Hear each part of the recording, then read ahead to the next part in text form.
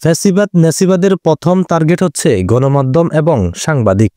ডিরেক্টররা কখনো এই চতুর্থ স্তম্ভকে মেনে নিতে পারে না বলে মন্তব্য করেছেন বিএনপির সিনিয়র যুগ্ম মহাসচিব অ্যাডভোকেট রুহুল কবির রেজভী। সাহসী আত্মদান একের পর এক সারা বাংলাদেশ যখন প্রতিবাদে ক্ষোভে ফেটে পড়ছে, তখনও দেখছি টক শোতে শ্যামল দত্তরা বলছে এই ছেলেরা তো ভুল আন্দোলন করছে। সোমবার 25 নভেম্বর জাতীয় প্রেস ক্লাবের প্রসঙ্গে ঢাকা সাংবাদিক ইউনিয়নে একাংশে বার্ষিক সাধারণ সভায় তিনি এইসব কথা বলেন। রুহুল কবির রেজভী বলেন, ডিরেক্টররা কখনো এই চতুর্থ স্তম্ভ মেনে নিতে পারে না বলেই প্রথমে এখানে ধাক্কা দেয়। অনেক সাংবাদিককে চাকরিচ্যুত করেছেন, অনেক পত্রিকা টেলিভিশন বন্ধ করে দিয়েছে। আর এগুলো বন্ধ করেছে যাতে তারা আওয়ামী লীগ অন্যায়, অবিচার, দুর্নীতির, বিদেশে টাকা পাচার করলে তাদের তথ্য ফাঁস না হয়। প্রতিটি সেক্টরে, প্রতিটি জায়গায় শেখ হাসিনার লুটপাটের গুপ্তধন আছে।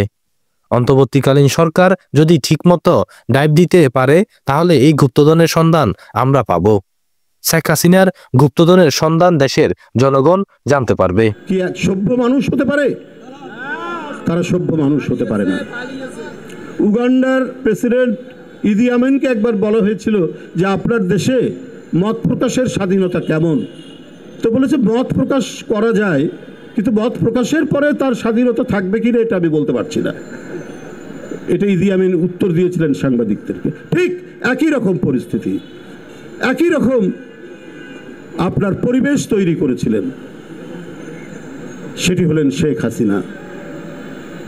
তিনি অনেক টেলিভিশন ছিল, সব কিছুই ছিল, কিন্তু বাকশালের এমন একটি নতুন রূপ দিয়েছিলেন, সেটা হচ্ছে থাকবে সব কিছু, কিন্তু কথা বলবে একজন এবং একজনের কথাই প্রচার করা হবে। এইটাই ছিল তার মূল লক্ষ্য এবং সেইভাবেই তিনি কাজ করেছেন। ৭৫-এর বাকশালকে নতুন রঙে নতুন। বার্ষিক সাধারণ সভায় প্রধান অতিথি হিসাবে ভার্চুয়ালি যুক্ত হয়ে বক্তব্য দেন বিএনপির ভারপ্রাপ্ত চেয়ারম্যান তারেক রহমান।